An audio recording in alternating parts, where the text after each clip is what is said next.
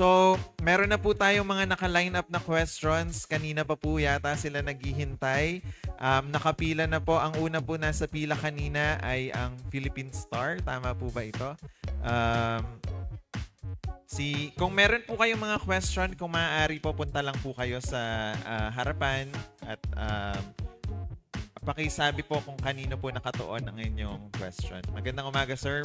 Ay, magandang umaga po. Jasper Arcalas from Philippine Star. Sir, can we just get an updated rice supply situation outlook from the DA following the recent forecast of the PSA that there's a drop of 360,000 metric tons of palay production for second quarter and the recent projection by USDA that the Philippines would be importing 4.6 million metric tons of rice this year.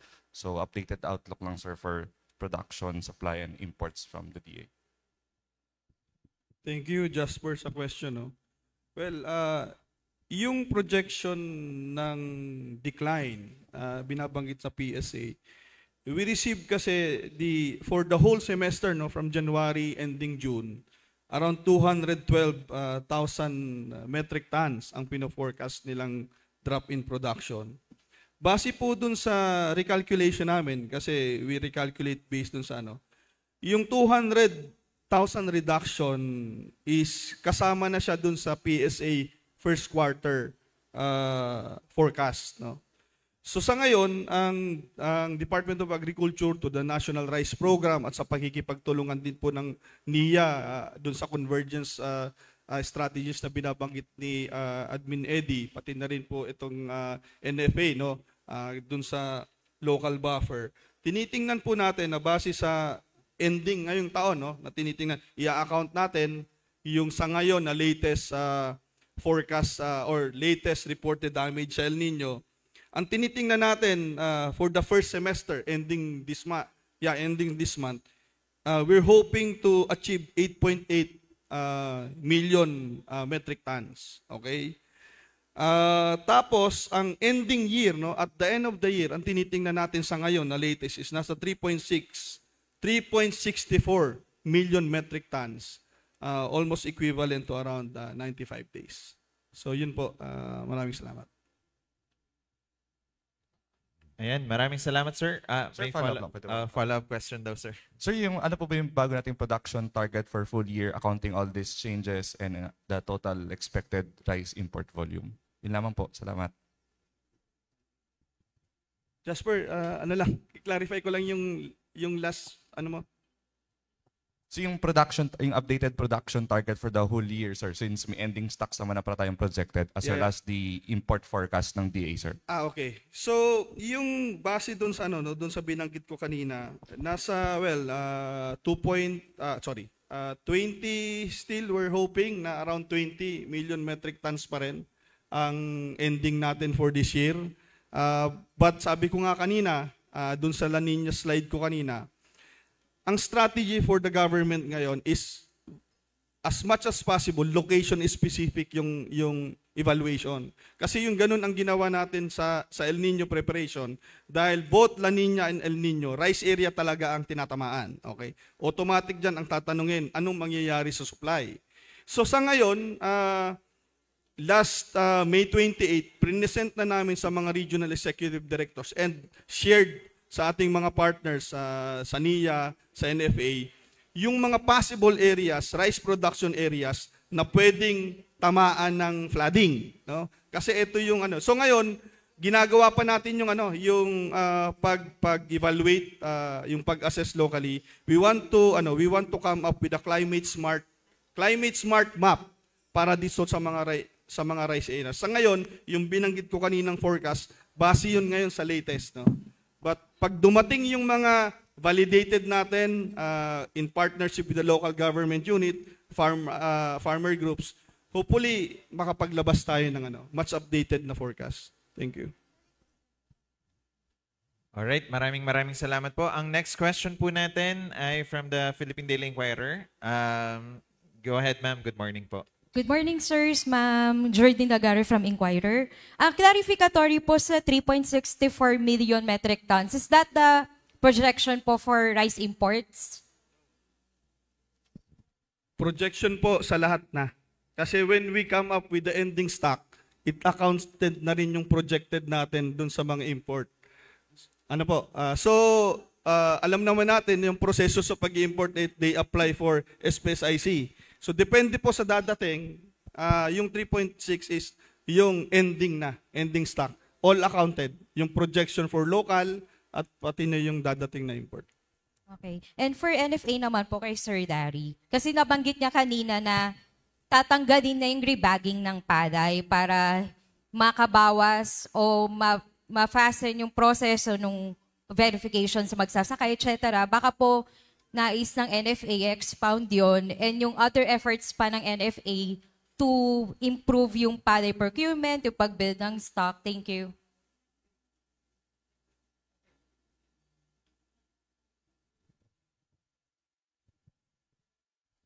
Yun sa ating hindi na pagre-rebag, it's out of pagbisita natin sa mga warehouses, no, na namimili. Talaga namang it entails time para mabenta ng magsasaka yung palay niya sa NFA dahil sa rebagging. Ang sistema kasi, yung palay, pag binili namin, nililipat sa NFA sacks. But in reality, hindi naman po pala yung produkto ni NFA eh. Ang end product niya ay bigas. Kinakamada lamang po yan. So, we analyzed and we said, pag tama naman ang specifications ng magsasaka sa kanilang mga sako, wala dapat magiging problema. No? It's born of our desire na parang we act like trader. Bakit tayo nagre-rebag? Pwede namang hindi. So, it will also save us money. Magkano ang isang sako, di ba? And at the same time, we save money on handling cost. Kasi ang bayad sa ganitong industriya per move, no? So kung hindi na tayo magre-rebag, marami po tayong masasave na handling cost. So ito po ay isa sa mga request ng mga magsasaka na tinutugunan natin. Basta lang talaga. May projected savings po ba? Tsaka gaano i-exceed pa yung timeline or yung period to verify yung mga volume nila? Estimated savings kung ang sako ay 13 pesos at 10 million sako yan, that's roughly 130 million pesos. Sa handling cost, siguro 30 pesos per bag, that's 300 million pesos. So that's totaling to more or less 500 million pesos savings na pwedeng ma-save ni NFA just tweaking that particular process. Of course, nasa final stage pa yan ng pag-aaral natin. We don't want naman na i-implement natin then babaguhin natin. But we're really going towards that direction. Alright, maraming salamat po, Philippine Daily Inquirer. Ang next question po natin ay manggagaling sa Business Mirror. Good afternoon. Good morning po. Ada Pelonia po from Business Mirror. Excuse me. Para po kay Yusik Ching, ma'am, since kapihan po ito, kumusta po yung coffee production natin? Magandang tanong yan, ano. Naghanda kasi ako para sa spices eh. Okay, sige. Yung kape natin, we're proud to say that our coffee beans are winning globally. So, isang magandang signales yan. Nagkaroon tayo ng Philippine Coffee Quality Awards. At una muna tignan natin, are we producing for mass market or can we produce specialty coffee beans? And that is what's happening. So, nitong nakaraang Coffee Quality Award, madaming sumali, no? Around 187 entries. So, mga 40 plus ang bago na dumating. So, that is one manifestation that nagkakaroon tayo ng kamalayan na yung ating kape ay meron palang future in terms of how competitive it can be relative to quality. So number 2, dahil sa ganong aspeto, madaming mga local producers and roasters and coffee houses, no, ang nagpo-promote na ng ating local coffee. So that's one way of supporting the local industries. Pangalawa ay pati mga processors, multinational companies that sells coffee in the Philippines took cognizance of that. So nitong nakaraang buwan, nagkaroon tayo ng magandang pagpupulong sa ating mga coffee farmers that if we can increase the purchase of these processors to at least 20,000 metric tons more, then that will mean big market for our local Robusta coffee. So ito ho ay ang target nila of course is they use 40,000 metric tons per annum, but if we can hit half of that, then that's one big leap to provide local markets. We also would like to position yung ating kape sa pamamagitan ng paggamit ng ating Competitiveness Enhancement Measures Fund, no? Para mailatag yung suporta sa Liberica. So Liberica is one of the best varieties of coffee in the world, which we are lucky to produce in the country. So, nandoon nung aspeto natin ng paglalatag ng quality planting materials because challenge yung pagkuha ngayon ng mga pananim para sa kapeng barako. Tissue culture facilities are there to be able to establish yung true to form kasi kailangan nating protektahan yung ating Liberica na sadyang endemic yan ngayon sa ating lugar, no, sa Batangas. So a lot of things are happening in the coffee space. One is to make sure that our farmers are aware of the access to quality planting materials. Yung ating post-harvest facilities ay napakahalaga para sila ho ay magkaroon ng tamang fermentation, drying and fermentation process to create the quality beans. So we are coordinating with various industry groups. Nandyan ho yung mga malalaking brands na kausap natin at magkakaroon tayo ng pagpupulong kasama yung ating mga coffee farmers na ngayon ay inuorganisa based on their location and the type or variety of coffee that they produce. So I think I can give you the exact figures just yet, but the space of coffee is one big exciting industry to look forward to. Thank you po, ma'am. Para po kay Sir Unico. Sir, magkano po yung kakailanganin ng agri-sector para ma-hit po yung targets next year? Yun lang po. Thank you po. Thank you, ma'am, for the question. Maybe I would like to request ASEC Telma for the finance, ma'am. Magandang umaga po sa lahat. For the Department of Agriculture, we receive our recommended budget from DBM, pero ito po ay net of corporation pa. It is about 124 billion.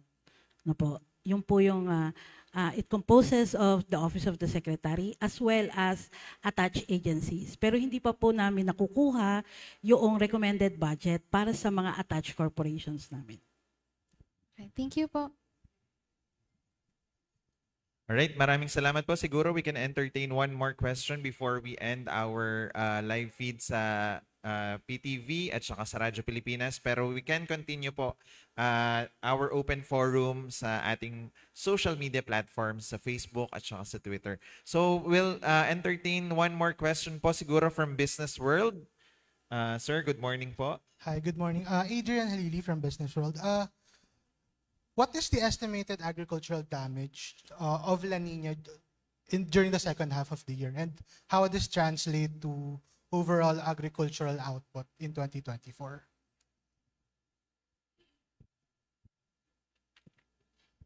Thank you for the question, sir. As I presented earlier, no, base sa June 6 na El Nino, well, just to inform the public, terminated na po ang El Nino, no? Wala nang El Nino pero nasa La Nina watch tayo. But for the El Nino, in terms of yung staple, no? Ito po naman pong datos na to was issued yung June 6, no, bulletin number 12. Ang tinamaan na area for rice is 86,587 hectares, equivalent to around 191,233 thousand metric tons. Ang equivalent niya po dun sa target na production for this ending June ay around 9.2 million metric tons. 2% lang po ito nung target production.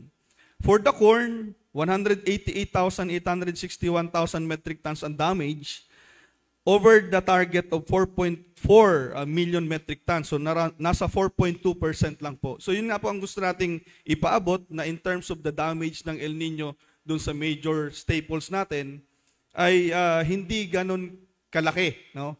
But ang isang pinaghahandaan natin, kasi nasa kalagitnaan pa lang tayo ng taon, na kung saan mayroon pa tayong third and fourth quarter, is etong La Nina. Na as of early as now, the Department of Agriculture, of course, sa pakikipagtulungan ng ating local government units at ang ating mga farmers, ay pinaghahandaan na po natin.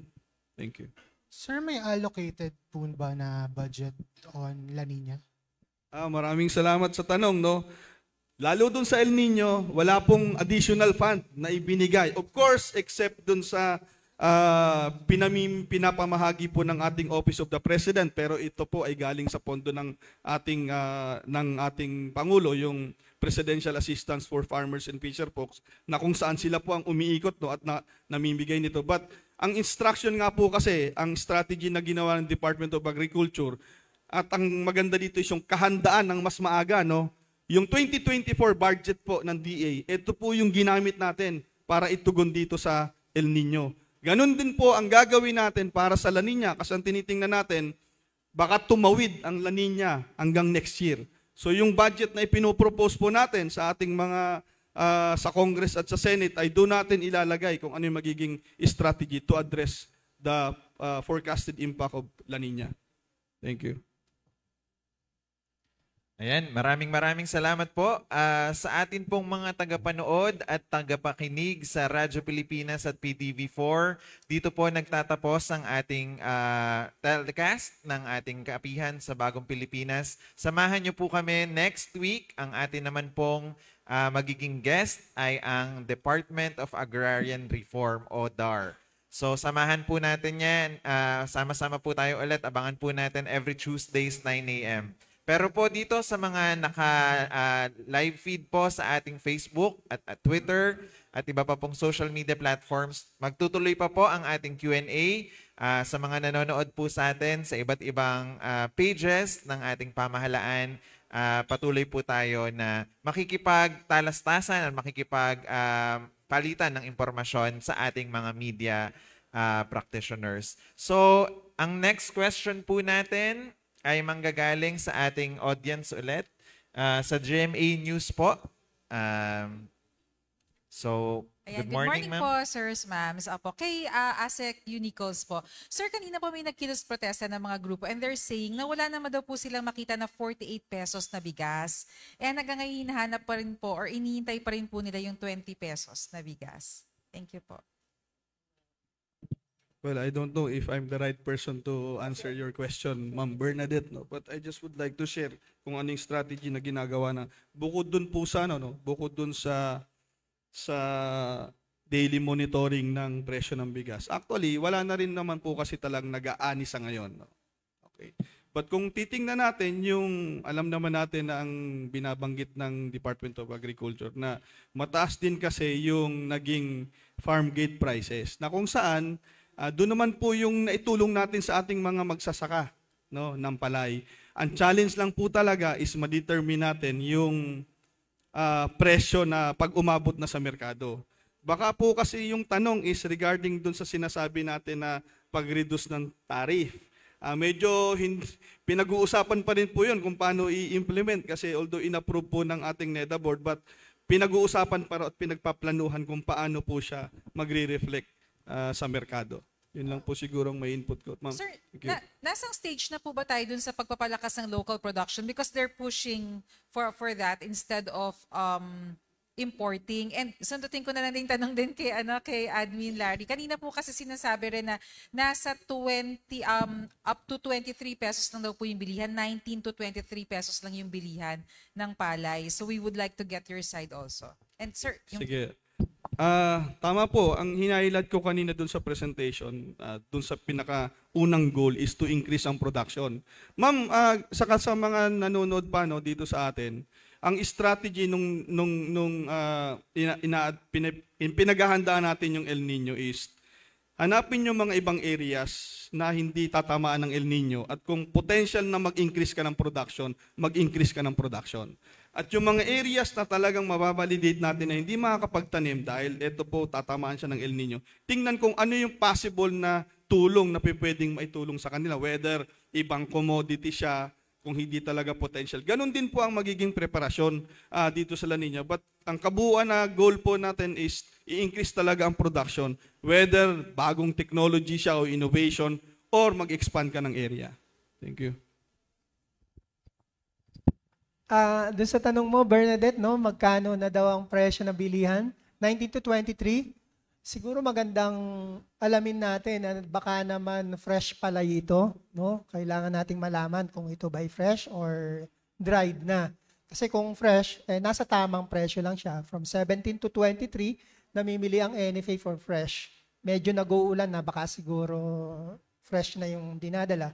But yung latest price bulletin namin for clean and dry, nasa sa 27, 28 hanggang 29 pa po tayo. So, probably we need to verify kung ano tong klaseng palay na 19 to 23. Thank you. Okay, maraming salamat po.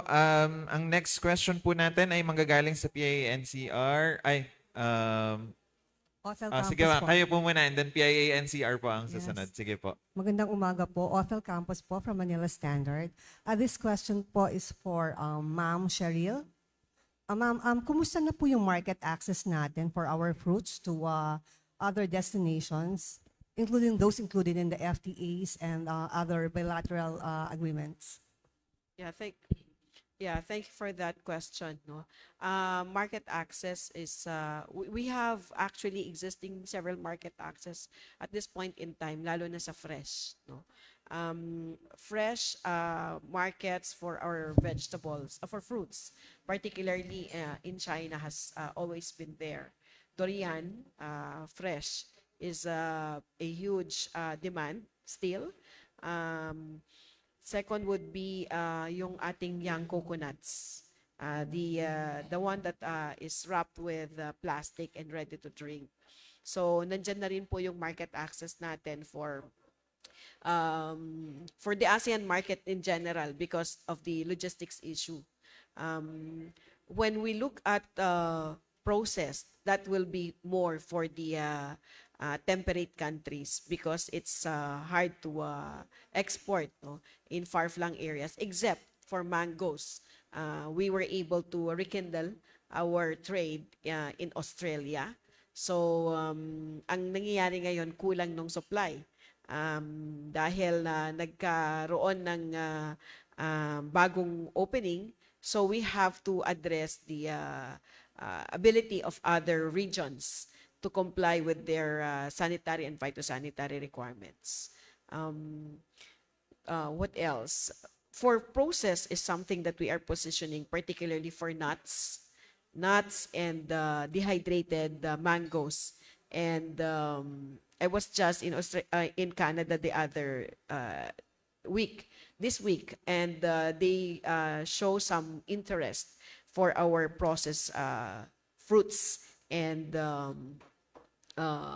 mangoes, if it's possible, fresh. But that is something to be worked out yet, considering that there are some logistics constraints. So we're not yet exporting to Canada?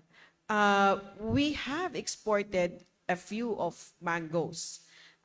In fact, we had this wonderful discussion last week, and there will be a 250-man delegation by July. It will be a business-to-business partnership or meetings. Last week, we were also, I was also able to meet, the Federal Ministry of the Department of Agriculture. So there's that kind of enthusiasm and support to link with the farmer-to-farmer, business-to-business collaboration. So I think this will open up new avenues for trade, and we have to address concerns on post-harvest. So our farmers, if they're efficient in the production at farm level, it has to be addressed in terms of the post-harvest requirements so we can sustain our ability to optimize market access. Ma'am, would you know how much did we first ship to Canada, and what are the prospects of increasing this? Well, for Canada, we are still in the discussion stage for mango. We have 1 million Filipino population there who are just as interested to taste our mangoes. It has to pass through Vancouver, and there is a direct flight, no, from Manila to Vancouver. We just have to work with the suppliers first so they can comply with the sanitary phytosanitary requirements. But I can give you the figures once we're able to settle down. I just came back last night. Ma'am, last question for you, ma'am. Since you mentioned the spices earlier, what are the updates on this? Yeah. On the, let me just get my notes. On the garlic, we barely produce our local production, our local consumption. So it's like 3% of that. Most is heavily imported. We were able to produce approximately 5.88 thousand metric tons in 2022, but it has decreased as compared to its production peak in 2015, which was around 10.42 metric tons. So we see the trend in garlic as there is a displacement of the production. Displacement because there could be preference for other spices that are being grown in the same area. And so what we are doing is to work towards strengthening our partnership at the local level, particularly for Ilocos Norte kasi dyan nanggagaling yung ating garlic, and Batanes. So these are areas that have to be supported relative to their ability also to access quality planting material. So import is there. In fact, it's quite high. But the mechanism now is to expand the production area and produce more planting material, generally from virus-free provinces such as Batanes. Last question po for Admin Larry. Sir, tapos na po yung first half. So ano po yung target natin for the second half? Procurement, how much is the budget, and are we going to hit it? Okay, ang target natin for the main crop itong coming wet season is 2/3 of our national or yearly target. So nasa 6.6 million bags ang target natin for the wet season. Meron pa tayong fund dyan, no? Roughly, we have 12 billion still for the procurement, so wala tayong aalalahanin dyan. Pinaghahandaan namin yan in 2 ways, no? Kasi mas malaki nga yung volume na inaasahan namin papasok this coming wet season. First, pinapamil na natin yung mga nabili natin this dry season para maipamigay na natin sa mga relief agencies, no? Para din, pangalawa, para ma-free up yung spaces ng warehouses natin to give way for the incoming harvest. So, sa isang action, we're really targeting to address 2 concerns. No? Mabigyan yung relief agencies and at the same time, make way for the incoming harvest. Yan, maraming salamat po. Next question po muna natin from PIA-NCR po. Ba? Ay, sige po. Ay, Shimbun. Sige po. Good morning. Good morning. For SEC Unicol. Sir, last May 30 and 31, we expect na meron tayong Philippine-Japan Joint Committee on Agriculture meeting. So, can you share any significant result of this meeting, sir? Especially, I think we have plans on possible exportation of processed poultry to Japan, at saka yung i-request natin to reduce tariff for banana. Yeah, thank you for the question, ma'am. But unfortunately, I'm not familiar dun sa dun sa Japan and Philippines. But I think on the banana reduction, Yusek Ching, you have some info on this. Japan, banana tariff reduction.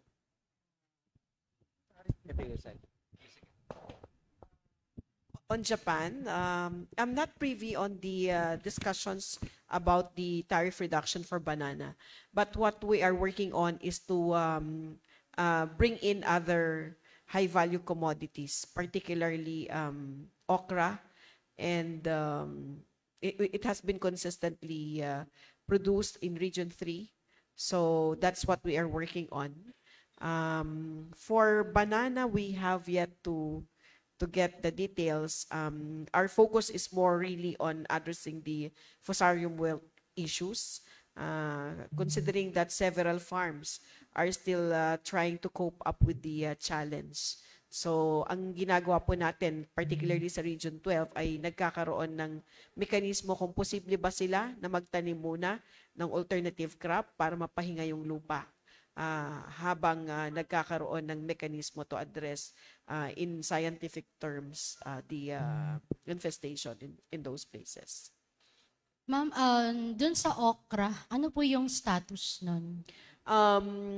Meron tayong, in previous years, there were 10 exporters. So currently, we have maintained 3 exporters. Most of these are in Central Luzon.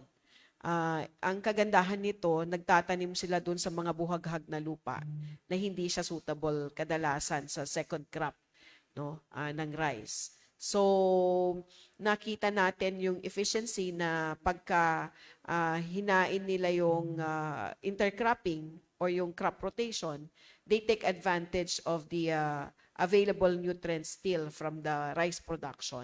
So dito pumapasok yung ating crop diversification strategy na kung saan ngayong taon ay meron tayong 700 million fund, no, pesos na nakalaan galing sa RCEP. This is the crop diversification. So this is one area that we are looking at in terms of enhancing the support of the government doon sa mga rain-fed o mga lugar na walang masyadong tubig.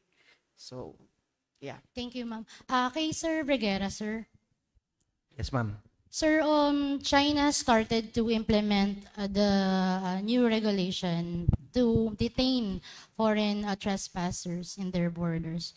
So, sir, do you think would this impact or affect the volume of fish catch and the price, of course, in the Philippines? First and foremost, the Philippines does not recognize this unilateral declaration of China. Hindi po natin ito kinikilala.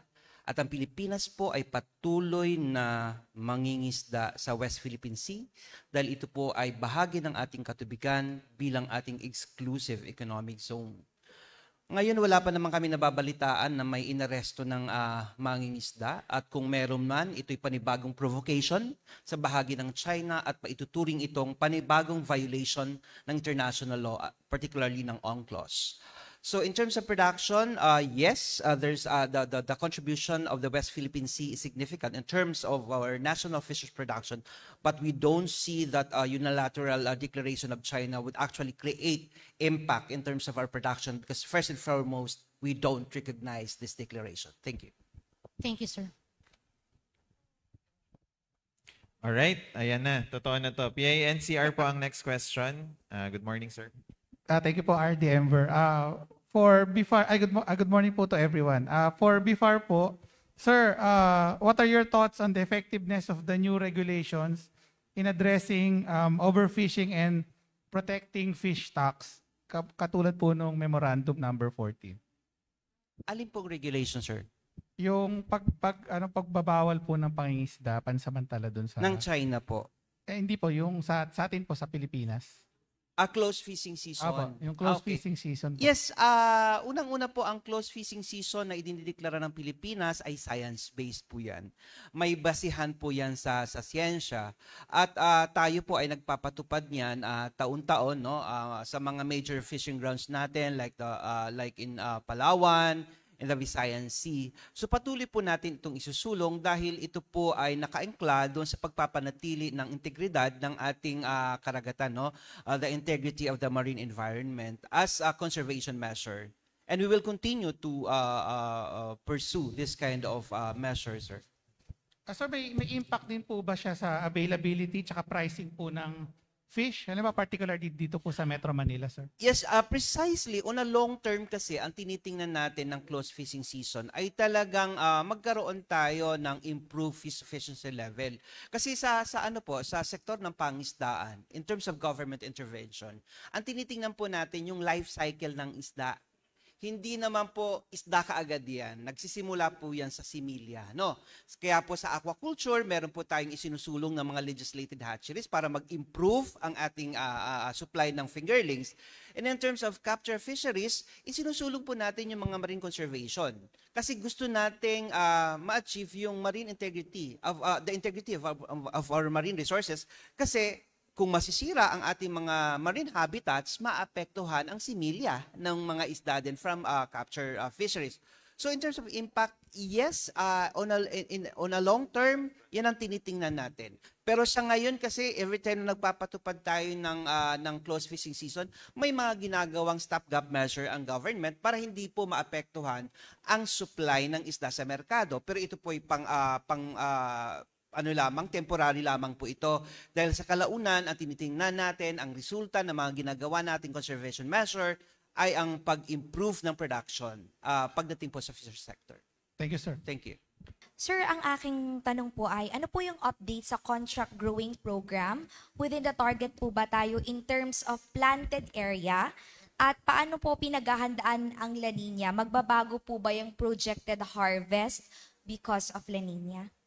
Well, salamat po. No? Itong contract farming namin ay meron po kaming 40,000 hectares na initial dito. Ano? In fact, marami nga may gusto eh. Kaya lang, of course, yung budget natin na 3.4 billion is good for 10,000 hectares. At ang target namin dito, kung gusto ko lang i-explain ng konti yung kasi may tanong kanina about sa 20 pesos na rice eh. Ito kasi yung isang paraan natin para ma-attain yung mapababa natin yung presyo ng rice. So contract farming.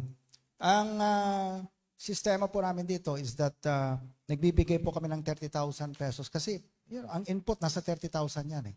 So 30,000 pesos na input and then meron po kaming binibigyan na 20,000 na cash para sa ibang gastusin nila.